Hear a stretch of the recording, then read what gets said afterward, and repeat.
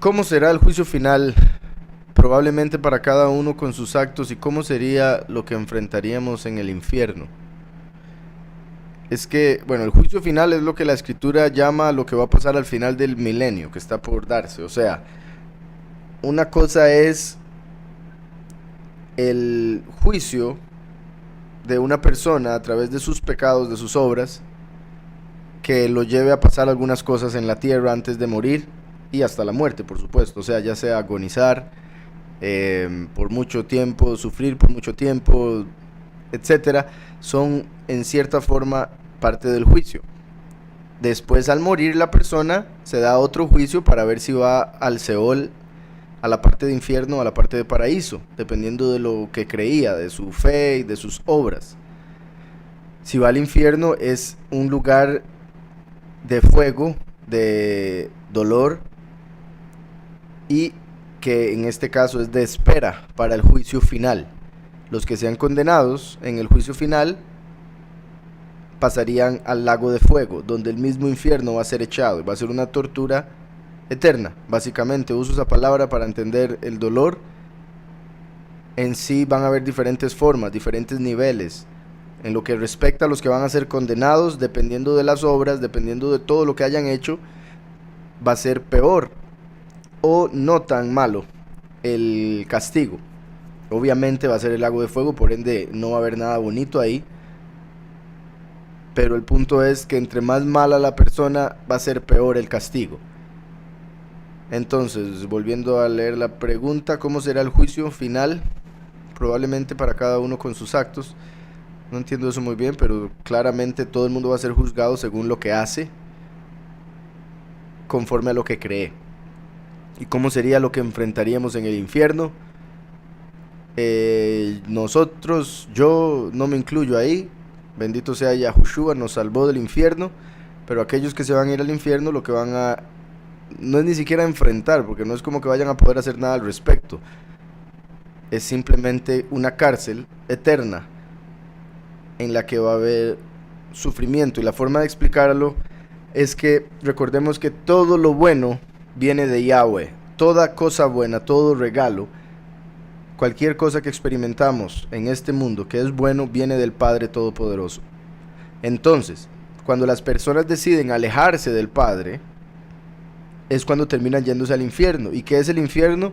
Es un espacio creado, una realidad en la cual pueden experimentar estar separados del Padre, puesto que eso fue lo que pidieron. Eso fue lo que buscaron con su libre albedrío, con la vida que se les dio. Entonces, como toda cosa buena viene del Padre, ese lugar donde van a estar aquellos que hayan rechazado al Padre, va a ser un lugar en el cual no se va a poder experimentar absolutamente nada bueno. Eso quiere decir que todo lo que van a sentir, pensar, experimentar va a ser malo. Va a ser vergüenza, confusión, dolor, lágrimas, aflicción, depresión, desesperanza, no sé si dije ya confusión, vergüenza, etcétera. Eso va a ser el infierno. Y dependiendo de cada persona, la debilidad que tenía, el pecado que cometió, así la experiencia que vaya a tener ahí. Podría explicarnos sobre el falso rapto. En la escritura se nos revela en 1 Corintios 15 y en Tesalonicenses, Pablo nos habla de lo que va a ser el arrebatamiento, que va a ser durante la séptima trompeta. Dice la última trompeta. Cuando vemos el Apocalipsis hay 7 trompetas, por ende se deduce que la séptima sea la última. Es lógico, ¿verdad? Entonces, curiosamente para los cristianos no es así. Por otro lado, son 7 trompetas. Pablo dice la última, quiere decir la séptima. Cuando uno va y lee Apocalipsis, ve que tocan la séptima trompeta, nos damos cuenta que lo que sigue a continuación es la cosecha, el arrebatamiento. O sea, Apocalipsis confirma que la séptima trompeta es la última trompeta que menciona Pablo en Corintios y en Tesalonicenses. Además de eso, las palabras de Mashiach mismo obviamente nos van a ayudar muchísimo. Si vamos a Marcos 13, Lucas 17 y 21, como ya mencioné, y a Mateo 24, ahí a Yahushua le preguntan acerca de las señales del fin, y él incluye muchas cosas que ya se han cumplido, y por ende estamos a las puertas del final de los últimos 7 años, lo que se le llama la semana de Daniel, la última semana de Daniel 9. Ahí en esos capítulos que acabo de mencionar, Yahushua nos revela que cuando el Todopoderoso hace que los dos testigos vengan, predican por 3 años y medio, Yahushua no se mete en eso mucho porque no es esa la pregunta que le hacen, por un lado, y por otro lado porque viene como ladrón en la noche, entonces no quiso decir detalles, así como un ladrón no le avisa a nadie. Pero lo que cuenta, si uno conoce el resto de la escritura, va a poder entender algunas cosas, como cuando él dice: cuando vean a la abominación desoladora en el lugar donde no debe estar, el que lee entienda. Eso quiere decir, el que lee la escritura entiende lo que Yahushua estaba diciendo ahí.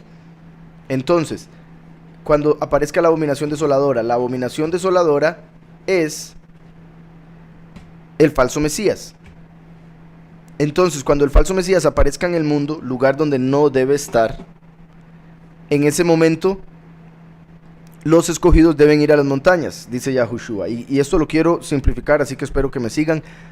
Como ya dije, ahí están los capítulos, los pueden ir a leer, puesto que si me pongo a leerlos sé que duraría aquí como 1 hora o más. Y como ya dije, esto ya lo he explicado, nada más quiero hacer un resumen para todos los que nos escuchan, que sean cristianos y crean esta doctrina del rapto como lo explican en el cristianismo.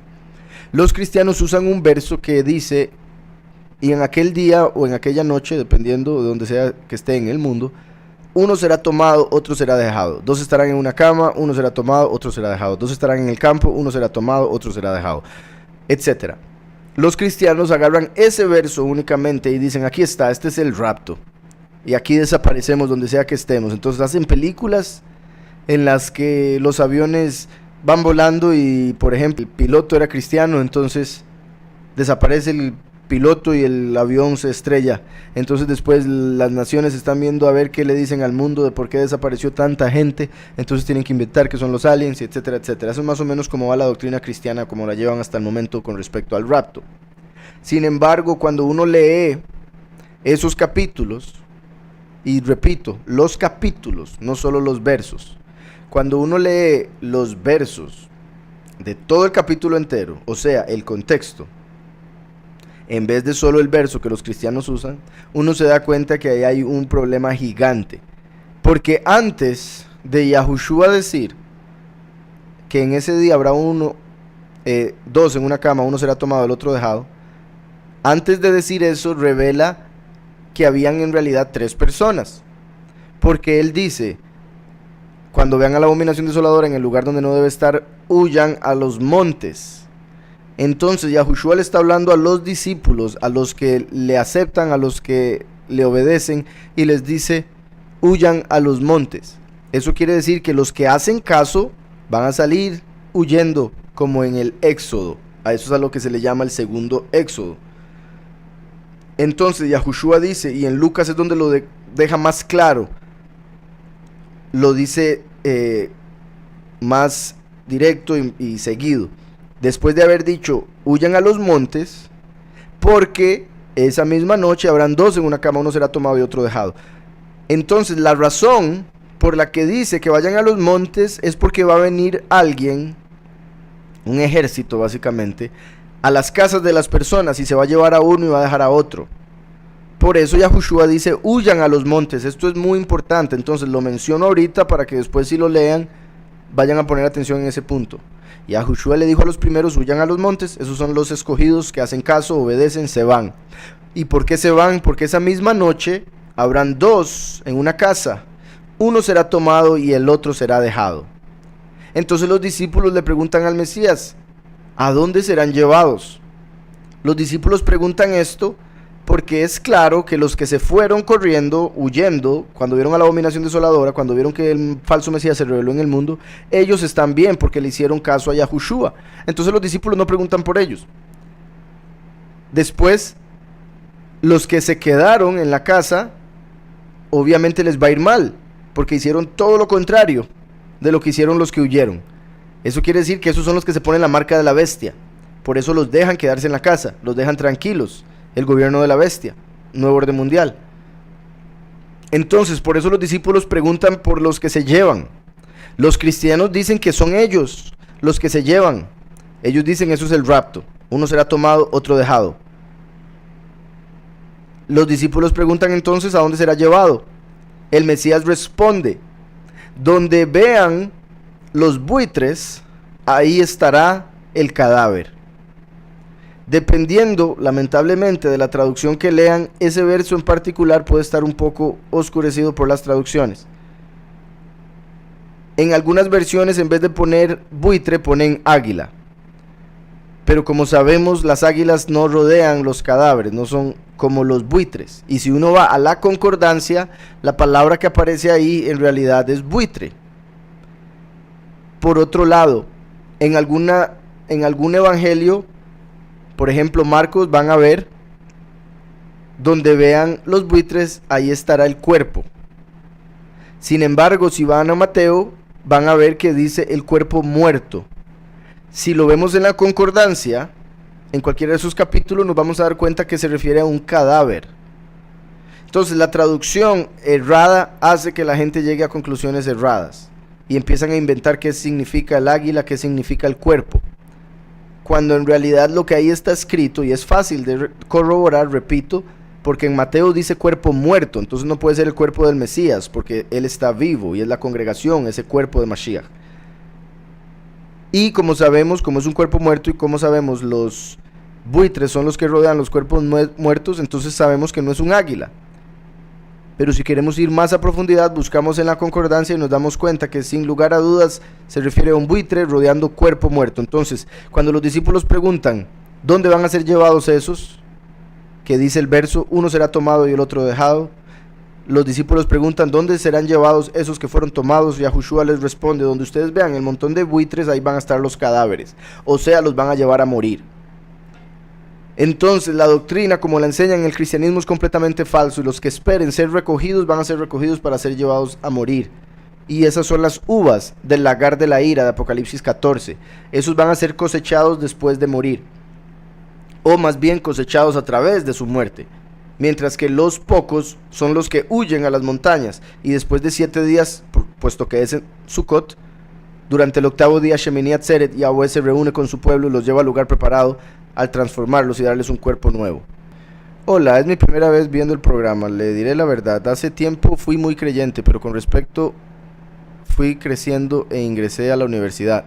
Fui aprendiendo muchas cosas de filosofía y empecé a preguntarme el porqué de las cosas. Durante este tiempo se me fue abriendo mucho el entendimiento. Me di cuenta, cada quien en el mundo defiende en lo que cree. Yo antes, cuando era evangélico, vivía juzgándome por ser homosexual. Me sentía culpable, era algo que nunca había decidido ser. Luego dejé de sentirme mal por quien soy y me acepté. Actualmente siento una gran represalia contra la religión por quien soy y me acepté. Creo que ahí enredé algo. Actualmente siento una gran represalia contra la religión porque se han encargado de sembrar miedo y temor en la humanidad, hablándoles sobre la venida y haciéndoles creer en un infierno. Deje de sentir ese temor. Yo no sé a quién le está hablando, porque si es a mí, yo no tengo temor de ningún infierno. Por eso dije ahora, yo no voy para el infierno, yo no tengo ningún problema con el infierno. El infierno fue hecho para la gente que desobedece al Padre, que lo rechaza, que rechaza sus mandamientos, el Creador que los hizo, es así de simple. De hecho está escrito que el infierno fue hecho para Satanás y sus ángeles, no fue hecho para el hombre. Sin embargo, las personas que sirven a Satanás y sus ángeles van a terminar en ese infierno, eso es todo. Y los que sirven a Satanás son los que sirven la sabiduría diabólica de este mundo.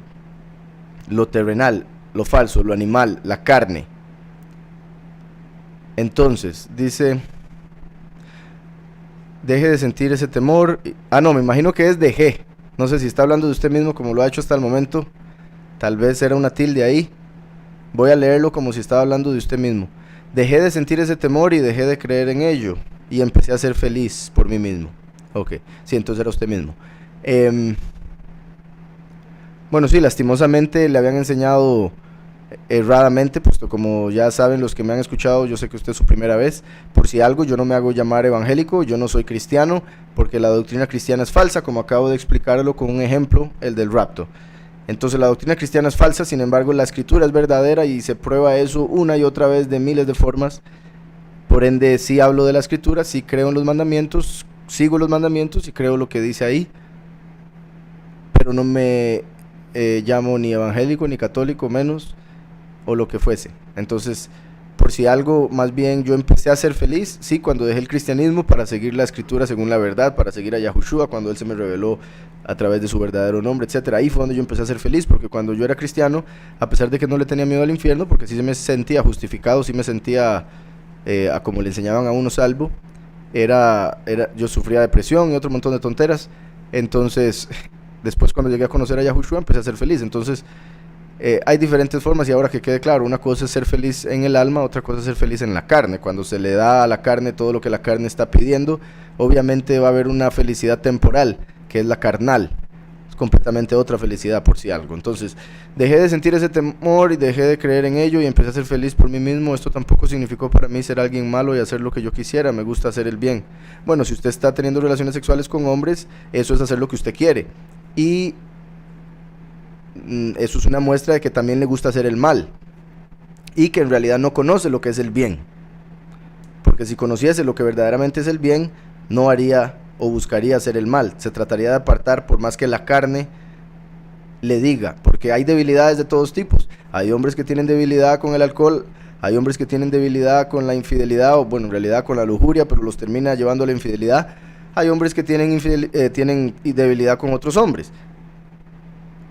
El borracho debe dejar el alcohol, el mujeriego debe dejar las mujeres, el homosexual debe dejar los hombres. Así de simple. Es así de simple. Entonces, como está escrito también, el necio es sabio en su propia opinión, estoy parafraseando, y por ende, los impíos claramente van a sentir que están haciendo el bien.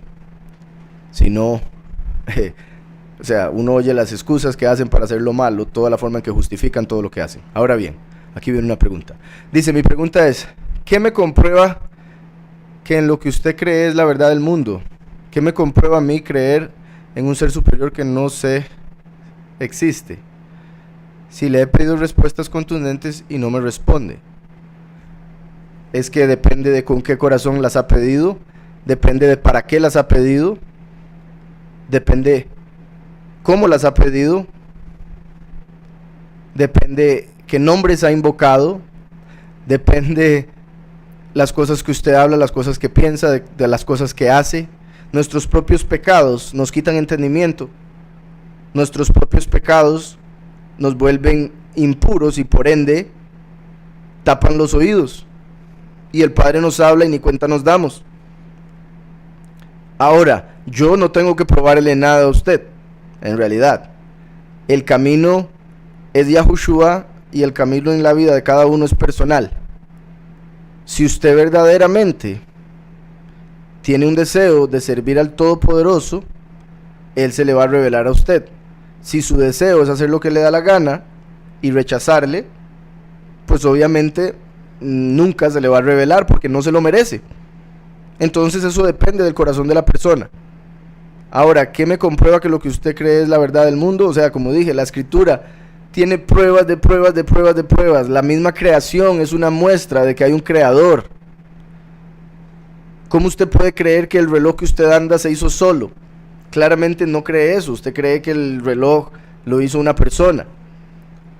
Sin embargo, la creación es mucho más complicada que un reloj, pero la gente del mundo cree que se hizo solo. Eso y muchas otras son las estupideces que en este mundo han enseñado como si fueran verdades absolutas. Entonces, cuando la verdad absoluta se manifiesta, la gente lo ve como una mentira, como una falacia, como una locura o como fantasía, porque también se les ha enseñado eso a través de los siglos, de las décadas. Entonces, ¿qué le comprueba que lo que yo digo es la verdad del mundo? Es la verdad del espíritu, es la verdad del cielo. La del mundo es otra, la del mundo es la que usted ha creído. La verdad falsa, la de la sociedad, es la que usted ha creído. La que yo creo es la del cielo, es la del Padre, porque el que se hace amigo del mundo se hace enemigo de Yahweh. Y el que se hace amigo del mundo se hace enemigo de Yahweh. Entonces, ¿qué me comprueba a mí creer en un ser superior que no sé si existe? Ya lo dije, la escritura, la creación, la experiencia de la vida. Dice, he visto que algunos dicen que el Mesías solo duró 1 año de ministerio. ¿Cómo pruebo con la escritura que sí duró 3 años y medio? ¿Tiene algún cronograma o, para no hacerle honor a Cronos, una línea del tiempo con el conteo de los 3 años y medio? Digamos, esto del Mesías haber durado 1 año es se basa en dos cosas principalmente. Una, que dice la escritura que el cordero se debía presentar de 1 año de edad. Y basándose en eso, por otro lado, dicen que, agarrándose de un evangelio en particular, donde solo se menciona como si fuese 1 año de fiestas. Entonces hay quienes dicen, agarrándose de ese evangelio y de lo que dice la escritura con respecto al cordero, dicen, tuvo que ser el ministerio solo de 1 año. Sin embargo, en los otros evangelios, al ver uno las fiestas que se celebraron a través de todos los capítulos, uno puede deducir que fueron 3 años y medio. Además, cuando lo conectamos con otro montón de cosas que vemos en la escritura, como el hecho de que los 2 testigos vienen a predicar 3 años y medio, 1260 días, 42 meses, tiempos y medio tiempo. Una y otra vez se habla de 3 años y medio. Hace 2000 años Yahushua vino con el Bautista, con Juan el Bautista, Yohanan el Inmersor, como los 2 testigos. Entonces tendría mucha lógica y quedaría perfecto como una semana de 7 años, los 3 años y medio hace 2000 años de Yohanan el Inmersor y Yahushua el Mesías, y los 3 años y medio de ahora los 2 testigos, testigo como Moshe y testigo como Eliyahu, haciendo así 7 años de profecía, de ministerio, representando la completitud del ministerio. Pero repito, aún así, ¿verdad? Se va a mantener esa otra opinión, repito, por el hecho de que hay un evangelio que parece mostrar que solo hay 1 año de fiestas. Sin embargo, en otros evangelios se puede ver que fue un equivalente de 3 años y medio de fiestas. Yirmiyahu o Jeremías 31 del 31 al 33 ya pasó o es para el futuro. Vamos a ver por acá, Jeremías capítulo 31 del 31 al 33. Dice la escritura: vienen días, dice Yahweh, en los cuales haré un nuevo pacto con la casa de Israel y con la casa de Yahudá, no como el pacto que hice con sus padres el día en que tomé su mano para sacarlos de la tierra de Egipto, porque ellos invalidaron mi pacto, aunque fui yo un marido para ellos, dice Yahweh. Pero este es el pacto que haré con la casa de Israel después de aquellos días, dice Yahweh. Pondré mi ley en su mente y la escribiré en su corazón. Yo seré su Elohim y ellos serán mi pueblo. Esto, la primera parte de estos versos ya se cumplió claramente con Yahushua el Mesías. Cuando él vino, antes de morir, él levantó la copa y dijo: esta es la sangre que es derramada por los muchos, esta es la sangre del nuevo pacto que es derramada por los muchos. Entonces, con la sangre del cordero derramada en el madero, se hizo este nuevo pacto que menciona aquí Yirmiyahu. Cuando nosotros confesamos a Yahushua como soberano, según Juan 14:26, la Ruach HaKodesh desciende, el Espíritu desciende, nos unge, nos enseña todas las cosas, como dice la primera carta de Yahuanán también, de Juan. Y ese Espíritu es el que escribe la Torah en nuestro corazón y nos renueva. Sin embargo, hay parte de eso que aún tiene que cumplirse, que también es lo que vemos en Daniel, cuando habla de la segunda venida. ¿Quién viene a confirmar el pacto? Entonces Yahushua hizo el pacto hace 2000 años, renovó el pacto, pero todavía faltan cosas por cumplirse que se cumplen en la última semana de Daniel, Apocalipsis, y parte de eso es los 2 testigos confirman el pacto a través de su doctrina, a través de su prédica y después al morir, al final de sus primeros 3 años y medio de los últimos 7 años. Entonces sí se cumplió con Yahushua el Mesías, pero una vez que se dé la transformación de todos los escogidos es donde ya va a haberse cumplido en todo aspecto completamente, puesto que ya no va a haber inclinación al mal en la carne, puesto que vamos a recibir una carne perfecta. Dice: ¿cuántos de los sellos de Apocalipsis 6 se han abierto o cuántas trompetas han sonado? Bendiciones. Ninguno, ni ninguno. Los sellos y las trompetas van a suceder en un periodo de 3 años y medio. En 3 años y medio se dan los sellos. El último sello son las trompetas. Entonces, durante el 7º sello se dan las 7 trompetas. Y, repito, los 7 sellos se dan durante 3 años y medio, que son los primeros 3 años y medio de la última semana de Daniel. Muchas cosas están pasando. En cualquier momento empieza la última semana de Daniel. Por si algo, cuando empiece va a ser por ahí de abril, a finales de marzo, en realidad como a inicios inicios o mediados de abril sería que empezaría los últimos 7 años. No estoy diciendo del 2019 específicamente. Cuando suceda, cuando los últimos 7 años empiezan, van a empezar alrededor, por ese mes que acabo de mencionar. Hay muchas cosas que muestran que en cualquier momento pueden suceder, por eso menciono eso en particular. Pero que quede claro, yo no estoy diciendo que el próximo año empieza, aunque todo está listo para que sea así. Entonces, como ya he mencionado, la Tercera Guerra Mundial va a ser una clave. La Tercera Guerra Mundial vendría siendo el segundo sello, por si algo. Entonces, cuando se dé la Tercera Guerra Mundial ya abiertamente, que se note que se están peleando todas las naciones entre sí y rodeando Jerusalén, eso es el segundo sello. Por ende ya habría pasado el primero claramente y estaría por darse el tercero, que es hambre, y el cuarto una muerte, se acumulará la muerte y las bestias se van a volver en contra de los hombres, etc. ¿Qué pasa con las personas que oran a Dios o a Jesús? Yahweh los escucha y los salva y les da lo que les pide. Una cosa es una persona que sabe que el nombre es Yahweh Yahushua, pero sigue llamándole como le llama el mundo, sigue llamándole con nombres falsos de Elohim falsos. Esa persona va a estar en problemas porque ya Yahweh se le reveló y la persona lo que hizo fue rechazar ese conocimiento. Entonces, otra cosa es personas que están buscando al Todopoderoso y hasta el momento a lo único que han llegado es al cristianismo. Entonces lo único que saben es Dios y Jesús, porque eso es lo que se les ha enseñado.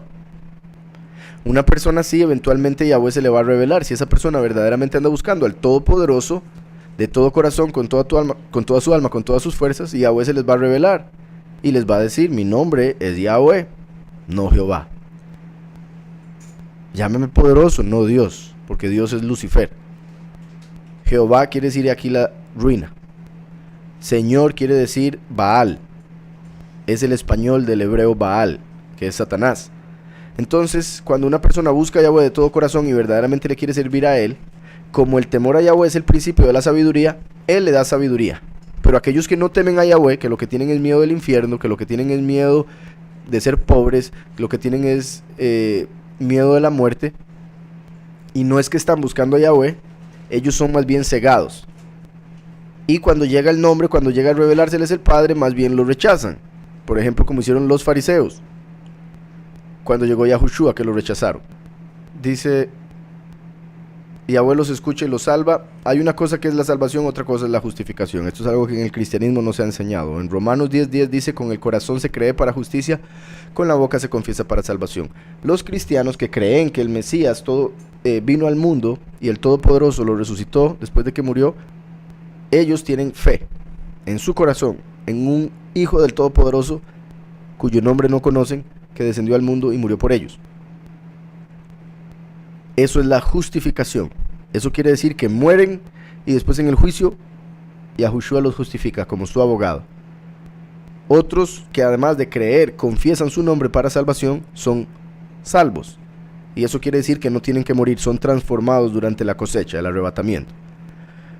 Entonces, una cosa es la salvación, otra cosa es la justificación. Dependiendo de lo que la persona hace, dice, confiesa y obviamente cómo actúa, es que así se va a manifestar lo uno o lo otro: la resurrección de los muertos o la transformación durante la cosecha. Y por si algo, también Yahweh manda 2 testigos en estos tiempos finales para predicar la verdad. Eventualmente todo el mundo va a escuchar que el nombre verdadero de Yahweh y el nombre de Yahushua, entonces nadie va a tener excusa. Eventualmente todo el mundo se va a dar cuenta de la verdad del nombre y van a tener que decidir. Entonces no tenemos que preocuparnos que si uno conoce a alguien que no tiene el nombre, que qué pasa por no tenerlo. Deberíamos nosotros ir a enseñárselo. En vez de estarnos preocupando por ellos, enseñémoselos. Espero con eso también, bueno, por si algo con esto que dice, y les da lo que les pide, esto sí: toda cosa buena viene del Padre. Cuando una persona le ora a Dios y recibe algo bueno, Yahweh se lo dio, pero lamentablemente la persona le termina dando el crédito a Dios o a alguno de los ídolos ante los cuales se hinca. Ese es el problema y por eso es que viene el juicio. Pero todo lo bueno viene del Padre. El enemigo es incapaz de dar algo bueno. Sé que no siguen ninguna religión, pero el idioma que hablas no es español. Perdón, el idioma que habla, sí, no español, el nombre del Padre y del Hijo, la doctrina o enseñanza que nos das, ¿qué orígenes tienen? Es que es la escritura. O sea, todo cristiano dice creer en la escritura, pero no conocen nada de ella, lamentablemente. La escritura originalmente es hebrea. Nuestro Elohim, cuando hizo la tierra, la hizo a través de la palabra, y la palabra lo que habla es hebreo. Es el idioma original, la Shona Kodesh, que eventualmente se llegó a llamar hebreo por Eber, a quien se le dio la lengua. Entonces, es el idioma hebreo, el de la escritura original. Entonces, el nombre del Padre y del Hijo es simplemente el nombre del Padre y del Hijo, como se pronuncian y punto, como está escrito, así como, por ejemplo, su nombre es Juan, así le puso su mamá o su papá, así está escrito en el registro, Juan, en su pasaporte, Juan.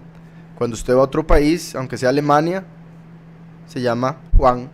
Entonces igualmente Yahushua y Yahweh, cuyos nombres originalmente son en hebreo, se mantienen así porque son nombres personales. Un nombre personal no se cambia. Entonces es por eso que mencionamos los nombres como son. Yo cuando predico claramente estoy predicando en español. Lo único que hago es decir los títulos y nombres correctamente, eso es todo. Pero la escritura, o de dónde estoy agarrando todas las bases, es de la misma escritura que los cristianos dicen creer. Claramente cuando se les enseña cosas de la escritura nos damos cuenta de que no es así, puesto que rechazan lo que dice la escritura. Dice por acá, en algún momento se volverán las bestias a los hombres y ahí con eso pecarán los animales y tendrán muerte.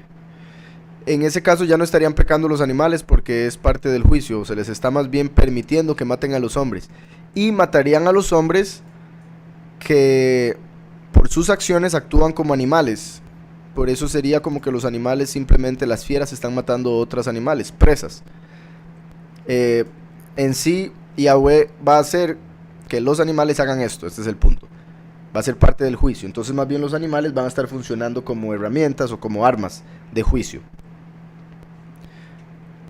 Y eso va a ser en el cuarto sello, por si algo que había mencionado ahora. ¿Qué puedo hablar de la glándula pineal? La llaman el tercer ojo, conocida como la antena espiritual, dice por aquí. Se dice tanto al respecto de esta glándula como también se ha escondido y manipulado mucha información. Ahora, ¿qué habla al respecto?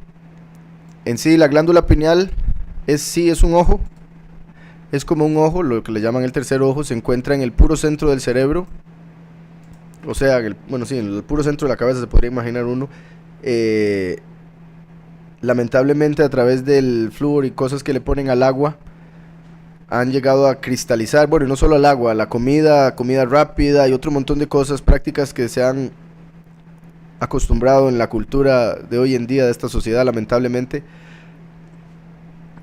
Todas esas cosas, repito, esas comida chatarra o el agua con diferentes sustancias que le agregan los gobiernos de diferentes países, hace que la glándula pineal se cristalice de tal forma que esa conexión que hay con el mundo espiritual se bloquee. Entonces, la glándula pineal, si es algo real, si existe, el Padre Todopoderoso la hizo como parte de la conexión del cuerpo con el mundo espiritual. Es el ojo espiritual. Las personas que ven el mundo espiritual lo ven con ese ojo. Y claramente, entre más bloqueado esté la glándula pineal, más difícil va a ser percibir el mundo espiritual. Entonces, me mandaron aquí dos versos. Dice Mateo 4:16 y 6:22. El pueblo que habita en tinieblas vio gran luz, y a los que habitaban en región de sombra de muerte, luz les resplandeció. Esto está hablando de Yahushua, no está hablando de la glándula pineal. Ahora, una forma de poder entender o de poder reconocer la verdadera luz que es Yahushua es a través de esa conexión que hace la glándula pineal con el mundo espiritual. Por decirlo así, la luz espiritual solo se puede ver con la glándula pineal. La luz física con estos dos ojos que tenemos en el puro frente y que todo el mundo puede ver. Pero la glándula pineal se encuentra escondida, invisible, igual que lo espiritual, igual que el mundo espiritual. El otro verso era 6:22. La lámpara del cuerpo es el ojo. La lámpara del cuerpo es el ojo. Ya esto viene siendo así más directo. Vean aquí que dice ojo, no dice ojos. La lámpara del cuerpo es el ojo. Así que si tu ojo es bueno, todo tu cuerpo estará lleno de luz. Pero si tu ojo es maligno, todo tu cuerpo estará en tinieblas. Así que si la luz que hay en ti es tinieblas, ¿cuántas no serán las mismas tinieblas? Aquí sí se puede interpretar como eso, pero muchas otras cosas más, que quede claro. No es como que Yahushua solo estaba hablando de la glándula pineal y punto. Nada más menciona un ojo, porque en lo que respecta a los ojos normales, comunes y corrientes, el derecho representa lo justo, el izquierdo lo injusto. Entonces, si tu justicia es correcta, vas a estar lleno de luz. La lámpara del cuerpo es el ojo, también. Es a través del ojo que entra la luz, para que nosotros podamos ver. Entonces la luz que entra por el ojo, el cerebro la traduce a la imagen que nos presenta. Entonces la lámpara del cuerpo es el ojo, porque por ahí entra la luz.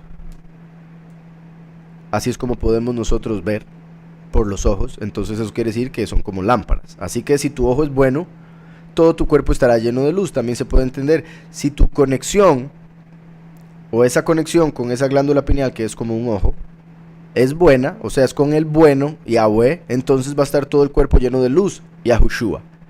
Si nosotros usamos la glándula pineal para conectarnos con el bueno, nos vamos a llenar de luz. Pero si usamos la glándula pineal para conectarnos con el maligno, el cuerpo va a estar lleno de tinieblas. Espero eso quede claro y espero haya entendido algo, hermano, o le haya quedado un poco más claro eso de la glándula pineal. No sé qué más le gustaría que dijese. Repito la pregunta rápidamente. ¿Podría por favor explicar la glándula pineal? Reconocida en muchas civilizaciones, llamada también el tercer ojo, conocida como una antena espiritual. Se dice tanto al respecto de esta glándula como también se ha escondido y manipulado mucha información. Esta glándula es parte del cuerpo creado por el Padre.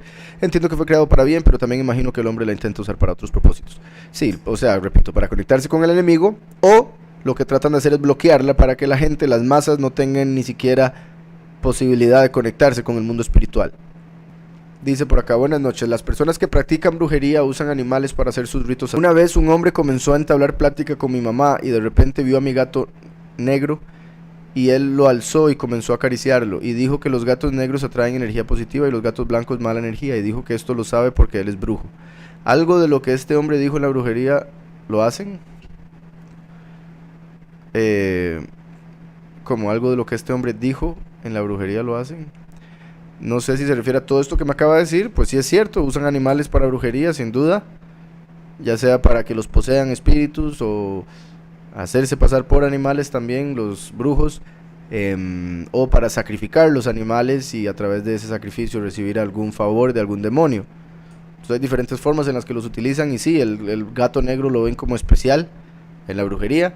Y de ahí también la superstición, ¿verdad? De cuando pasa un gato negro por el frente, pero pura superstición, claramente. Bendito sea Yahweh, contra Israel no hay maldición. Nadie puede maldecir a quien Yahweh bendice. Me dicen por acá, ¿por qué en Navidad usan colores como rojo y verde y la estrella al final del árbol? ¿Qué significa? Obviamente van a inventar cosas, por ejemplo, como que la estrella al final del árbol significa la estrella que guió a los magos a donde el Mesías. Eso es lo que van a decir. Sin embargo, si usted se fija, la estrella es de 5 picos. Es la estrella de Baphomet.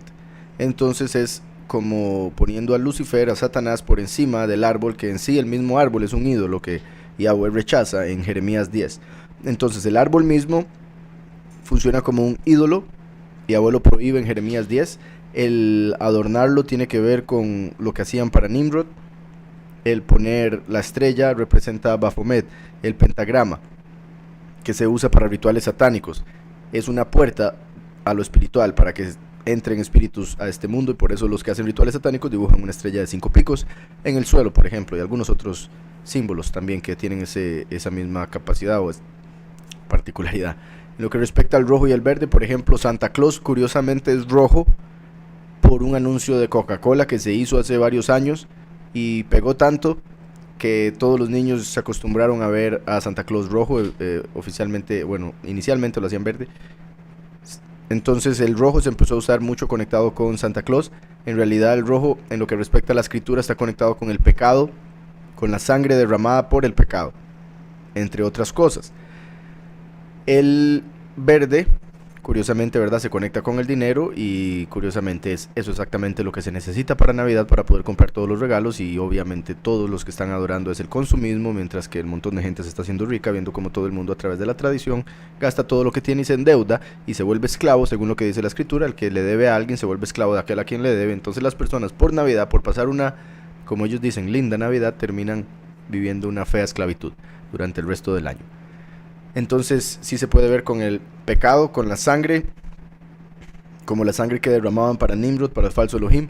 El verde con el dinero que se gasta, con el consumismo de la fiesta. Y la estrella es el pentagrama de Baphomet, a quien le dedican esa fiesta. Aquí me habían enviado una pregunta. Bueno, en realidad me enviaron varias, pero solo voy a tomar... O sea, me enviaron 3 párrafos bastante extensos. Creo que es un comentario que alguien escribió en algún lado y me lo mandaron como para ver si yo puedo explicarlo. Entonces no va a sonar a pregunta. Por si algo, voy a leer algo y voy a ir explicando, puesto que me pidieron que hiciera eso. Dice, en el libro de Deuteronomio deja preceptos claros de lo que es un falso profeta. Esto es algo que dejó, si no me equivoco, un judío rechazando al Mesías por la doctrina cristiana. Entonces, como yo le dije a la persona que me envió esto, yo no soy ni cristiano ni judío. Yo soy yahudí, del camino. Entonces, así como no estoy de acuerdo con lo judío, no estoy de acuerdo con lo cristiano. Entonces el argumento que este judío dice no se apega a lo que yo creo, por ende no tiene nada que ver conmigo, pero voy a responder para mostrar el error judío y el error cristiano y por qué ambos están mal con respecto a lo que creen de Mashiach. Dice, en el libro de Deuteronomio deja preceptos claros de lo que es un falso profeta. Por si algo, un falso profeta es alguien que dice que algo se va a cumplir y no se cumple. Alguien que dice una palabra en el nombre de Yahweh y esa palabra no se cumple es un falso profeta. Que quede claro, siempre hay una cláusula. Si el mismo profeta dice que las cosas no van a pasar, si algo diferente sucede y eso algo diferente llega y sucede, obviamente la palabra no se cumple. O sea, como Jonás, que dijo, si se arrepienten el castigo no va a pasar. La gente se arrepintió, el castigo entonces no pasó. Eso es un verdadero profeta. Sin embargo, hay personas que lo empezaron a llamar falso profeta porque el castigo no se cumplió, no entendieron la cláusula. Entonces, eso también sucede con estas personas, a veces con respecto al Mesías. Dice, si un tal profeta anuncia una señal y tal señal viene y dice, vamos en pos de otros Elohim a los cuales no conociste, tal profeta miente. Claramente, si un profeta aparece y le dice al pueblo que adoren o que alaben a un Elohim diferente al de la escritura, obviamente hay que rechazar a ese profeta. Dice, si un profeta anunciara una señal y no viene, no tengas miedo de tal profeta. En el Nuevo Testamento dice en el libro de Marcos las señales que acompañarán a los que son enviados. Aquí ponen de Teos y de Jesús. Eso es lo que pone el judío. Claramente no es eso lo que dice la escritura. Sin embargo, eso es lo que hacen los cristianos. Los cristianos enseñan de Dios y de Jesús. Nosotros enseñamos de Yahweh y de Yahushua.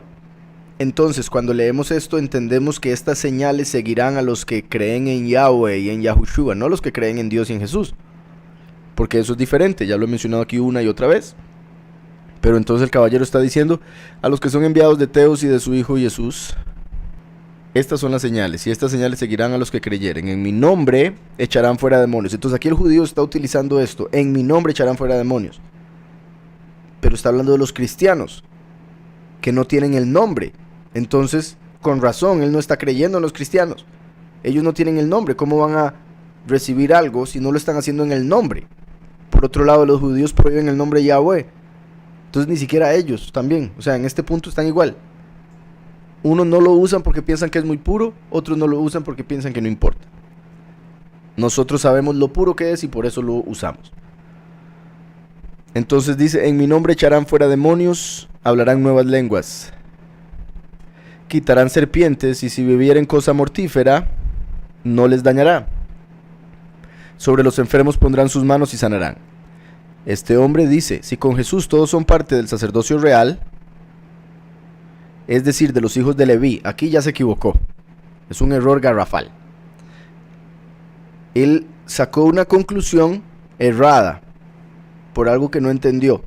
Y esa conclusión errada lo está llevando a otro montón de errores que él piensa son argumentos para ir en contra de la fe en Mashiach Yahushua. Entonces, él dice de los hijos de Leví, está escrito que Yahushua vino según el orden de Melquisedec. Por eso Yahushua vino de la tribu de Yahudá. A través de Yahushua, como el sumo sacerdote nuestro, nosotros nos volvemos sacerdotes. Está escrito en Apocalipsis 1:6 que Él nos hizo reyes y sacerdotes, pero el sacerdocio de Yahushua es eterno, porque es según el orden de Melquisedec. Sin embargo, el sacerdocio levita es temporal, porque es el de la carne. Entonces, Yahushua nos hace sacerdotes según el orden de Melquisedec, no según el orden levita. El de Leví es temporal, el de Melquisedec es eterno. De Melquisedec no se menciona padres ni hijos, no se menciona nacimiento ni muerte. Se menciona como rey y sacerdote de Jerusalén, antes de que naciera Leví. Y Leví, que estaba en los lomos de Abraham, dio diezmos a través del diezmo que dio Abraham. Entonces los israelitas daban diezmos a Leví. Leví dio diezmos a Melquisedec, porque el sacerdocio de Melquisedec está por encima del sacerdocio levita. Y Yahushua nos hace sacerdotes según el orden de Melquisedec. El levita es temporal. Por eso es el ejemplo que Yahweh dejó según la letra, en el cual se hacían sacrificios animales. Entonces, dice, si con, voy a decir Yahushua, él dice el nombre falso por si algo. Si con Yahushua todos son parte del sacerdocio real, es decir, de los hijos de Leví. No, no es decir eso, porque está él entendiendo mal. Dice, ¿de dónde vienen los sacerdotes, los profetas, los rabinos? Entonces, estas señales deben ser con el que se dijera profeta o creyente, pues todo creyente en Cristo, según Marcos, son de la casa de Leví. No, es un error. Y repito, es según el nombre Yahushua, no el nombre Jesús. Por eso muchos van a venir al Mesías y van a decir, en tu nombre sacamos demonios, en tu nombre hicimos esto, en tu nombre hicimos lo otro. Y Yahweh se va a volver a ellos y les va a decir, no os conozco, hacedores de maldad, alejaos. Porque el que se avergüenza del nombre Yahushua, Yahushua se avergüenza de él ante Yahweh y sus ángeles. Y el que predica del nombre Yahushua, Yahushua predica de uno, enseña de uno, habla de uno, con el Padre y sus ángeles. Entonces dice, ¿verdad? Según lo que este judío entiende, o no entiende más bien. Según Marcos son de la casa de Leví, eso está mal. Desde el sacrificio de Yahushua y a través de los años, décadas, siglos, no he visto a ninguno poner a prueba, me imagino que es que nunca los ha visto poner en prueba su fe. Es como, esto que está diciendo este judío es como lo que le dijo Satanás mismo a Yahushua. Si usted cree que es el hijo, cambie esa piedra en pan y cómasela si tiene tanta hambre. Y Yahushua le dijo, no solo del lejen vivirá el hombre, sino de toda palabra que sale de la boca de Yahweh.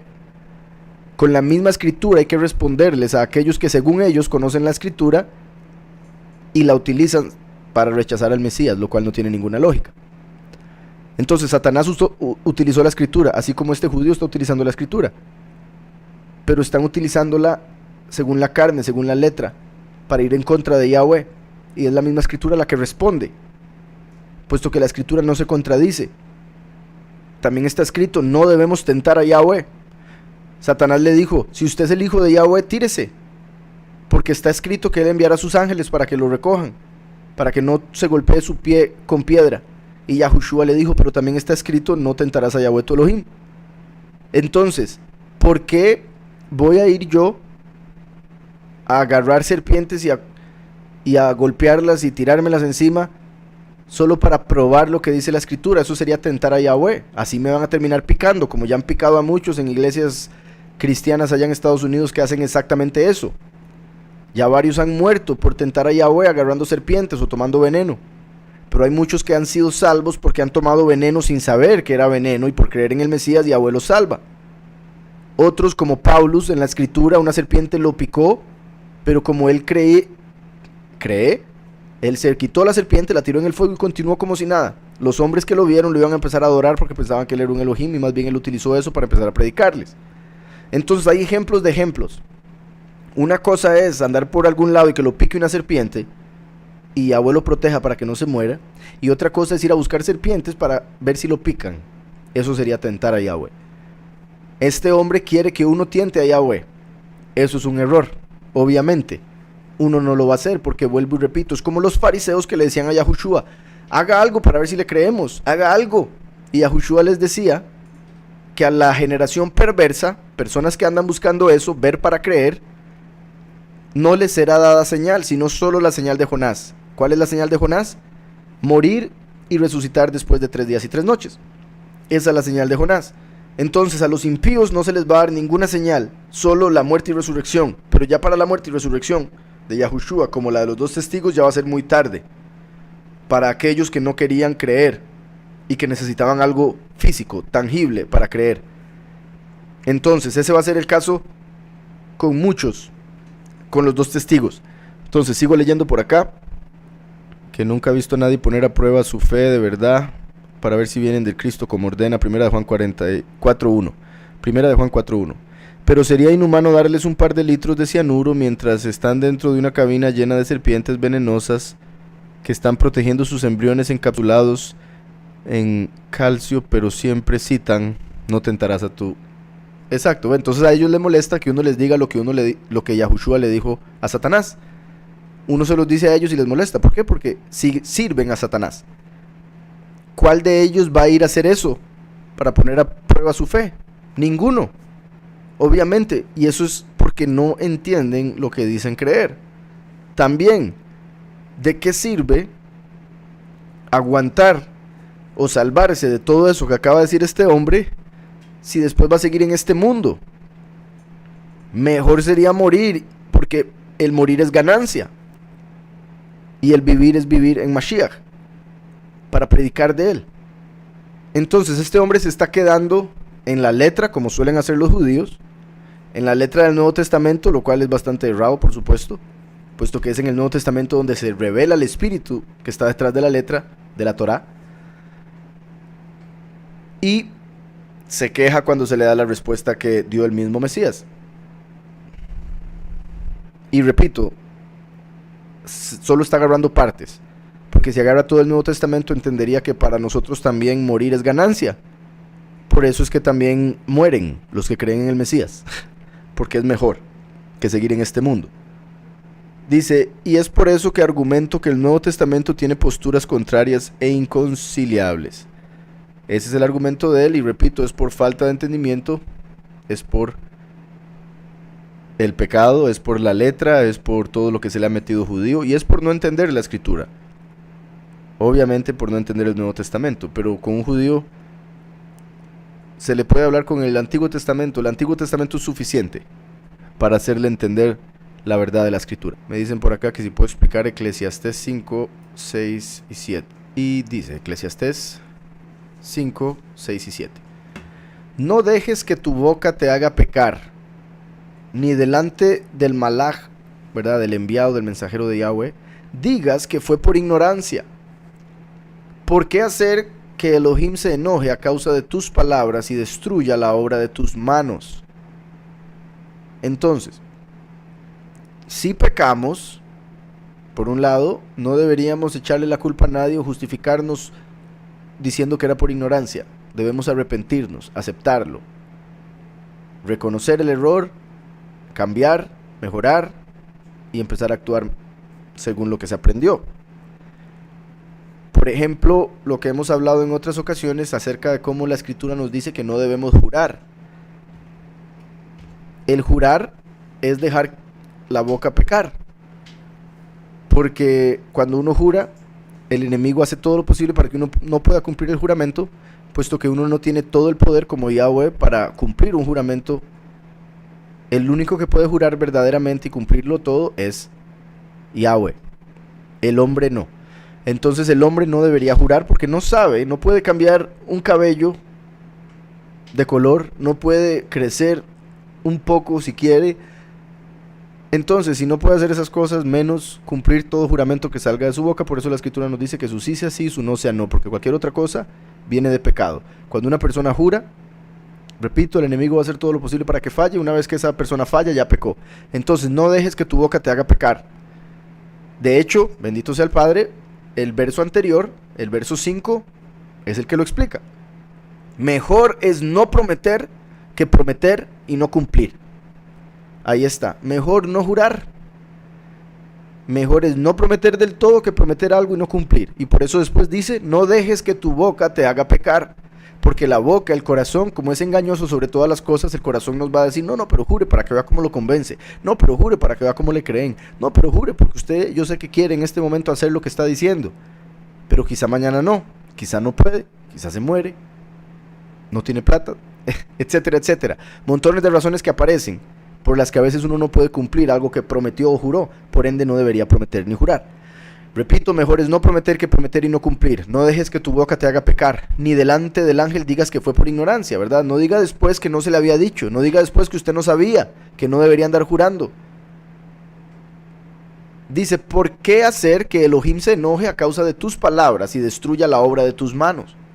Entonces, cuando uno promete y no cumple, cuando uno peca con la boca, viene el destructor por nuestro pecado. Y Yahweh permite que el destructor venga a nuestra vida y destruya cosas que hemos hecho.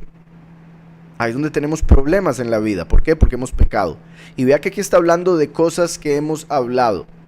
Es muy peligroso porque en la boca tenemos el poder de la vida y la muerte y vamos a ser juzgados por cada palabra ociosa que sale de nuestra boca.